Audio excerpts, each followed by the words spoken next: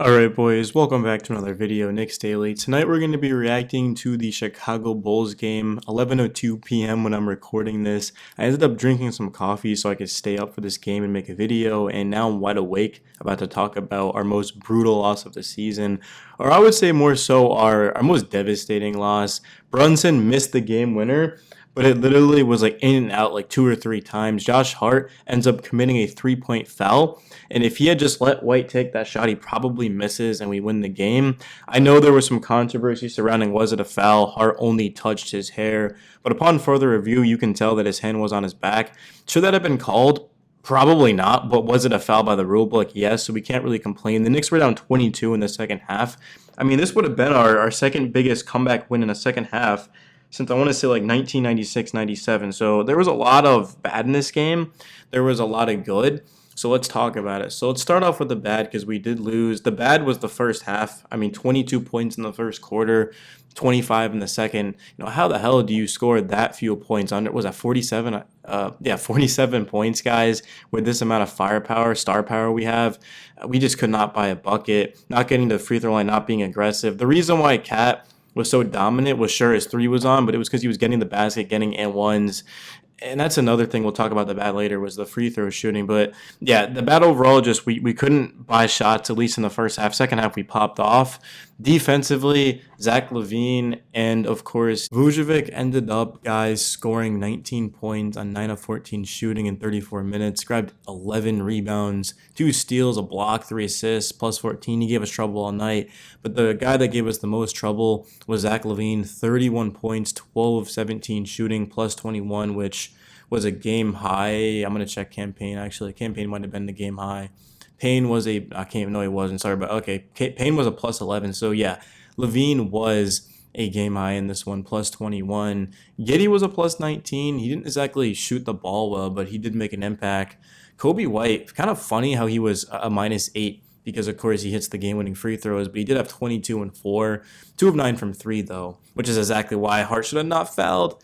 Oh, that's so frustrating. 8 of 8, so 8 of his 22 come from the line. Patrick Williams was good, man. He was really good. 18 points, 6 boards, 2 steals, 2 assists, 6 of 9, 3 of 4 from 3. I didn't know Patrick Williams could shoot like that. And then the bench for the Bulls was Ayo Dosunmu was very good. Really, outside of that, I don't think anyone hurt us, if I'm being honest with you guys. But back to the Knicks, though, because we're a Knicks channel. So it's just, you look at Mikal Bridges, he had 20 points, 8 of 15 shooting. Bridges did a good job when we were down 22 of getting us back in. That sort of fadeaway mid-range was automatic, as it's been all year. 6 boards, 5 assists. Really good game from Bridges from an efficiency standpoint. That 3 that he hit as well was when we were down big, kind of helped us get back in. OG, not great tonight. 9 boards, 5 of 14, 14 points, 2 blocks, but he was a minus 20. And then Brunson was strange because he got up to another slow start. Late in the game, I almost thought he wasn't going to come back in because Campaign was playing so well, but he did. He ended up getting going, hit some clutch shots. Unfortunately, didn't get the game winner. But Brunson's 3's been off, man. 3 of 9, but he was 9 of 20, 24, 8. Brunson's been off this year, but he's still putting up big numbers.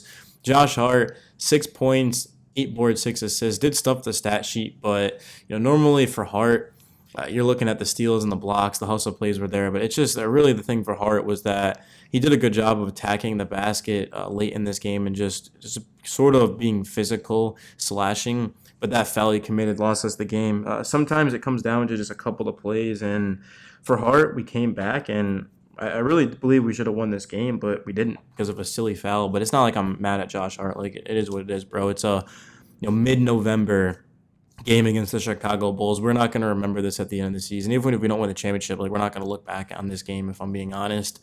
And then in terms of Cat, who I guess we'll save the best for last for the good, 18 of 30, 6 of 12 from 3, 46 points. I mean, when you shoot 6 of 12 from 3, I have no right to complain about that. But the thing for Cat is whenever he attacks the basket, he's literally unstoppable. But he was 4 of 8 from the free throw line. Honestly, I'm going to be honest, I'm too lazy and too frustrated around it to go and put the clip up, but I'll just tell you guys what happened. After the game, during the Knicks post-game, Cat was seen in the back shooting free throws. He missed a pair, guys, late in this game. If Cat makes those, even if Cat makes 2 more free throws, we win this game. If Brunson makes, of course, 2 more free throws, he was 3 of 5, we win this game. You got to be able to make those the easy ones. So frustrating, especially a shooter as good as Cat. I mean, they're called free throws for a reason. And also, man, 10 boards, 3 assists, 3 steals. I didn't think Cat was great defensively in this one, if I'm being honest. He was great against Philly, but not in this one.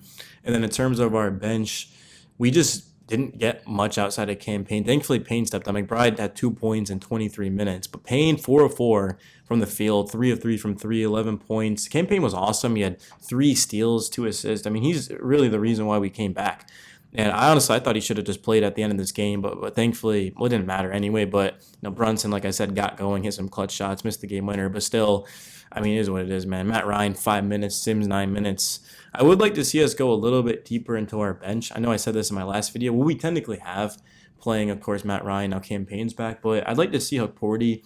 I'd also like to see some Dadier and Kolek, man. I mean, I know they're young players, but I truly do believe that they're going to take some of the wear and tear off of these Knicks players for the remainder of the season. So let me know your guys' thoughts on that. And then in terms of the bad, we kind of touched upon the main things, was the lack of scoring in the first half. The defense, honestly, not great. I mean, we did score 38 in back-to-back quarters, but we still gave up 31 in the third, and we gave up 34 in the fourth. And if you guys have been following the Warriors, which I'm going to guess you probably haven't, but if you have been following them, the thing with the Warriors is they have big scoring quarters. And by the way, the Warriors are 9-2.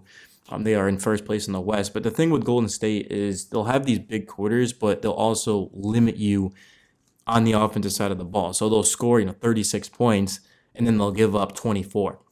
So the Knicks, I wish they could have had a second half to where they were lighting it on fire with their scoring, but they were also getting stops and stops and stops. And of course, they had to get stops to come back. But again, just there was too many easy ones, man. Way too many easy ones. That's got to get cleaned up. Yes, when Achua and Mitch end up coming back, and Landry Shamit's not known for his defense, but specifically Achua and Mitchell Robinson, those are our best interior defenders, and it's going to take a lot of pressure off of Cat, who's been asked to play the 5. You put Cat at the 4, Achua at the 5, Mitch at the 5, it's going to be much better. But just right now, Cat has not done a good job defensively, and he's being asked to do a ton offensively. Like, how many centers, like Jokic comes to mind, Embiid, when he starts to play more games, there's just not many centers being asked to do as much as Cat offensively, because Brunson's been struggling too. So now all of a sudden, Cat's the number 1 option, and he has to go out there and make a play. And you could tell he was gassed.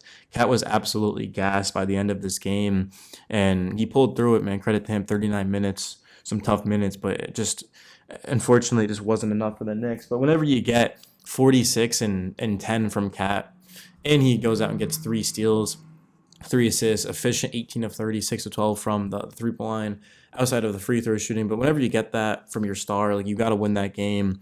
I mean, you get 20 from Bridges, you get 24 from Brunson, 11 off of the bench from a player. I don't know. I just personally, I guess I shouldn't say we should have won this game because we were down 22, but it's just one of those games where you're at home against a Bulls team that came into this 4-7 and you lose. It's just so frustrating. But I don't know, man, to be honest with you guys. But let me know your thoughts on the video. Knicks Daily, I'm out.